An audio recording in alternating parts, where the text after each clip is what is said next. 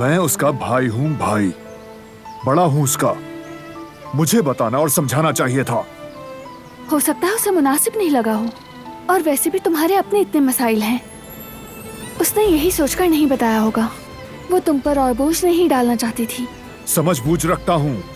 जो इंसान मेरे बारे में फिक्र करेगा वो मुझसे सच बोलेगा, साफ बात करेगा। क्योंकि इंसान के लिए नुकसानदेह वो चीजें हैं जिससे वो अनजान होता है। वैसे भी हकीकत सामने आ ही जाती है। हमेशा ऐसा ही होता है और ऐसा ही होगा। बाद में सच का सामने आना सबके लिए ज्यादा तकलीफदेह होता है। मैं नहीं चाहता कि मुझसे कुछ भी छुपाया जाए। सही कहा,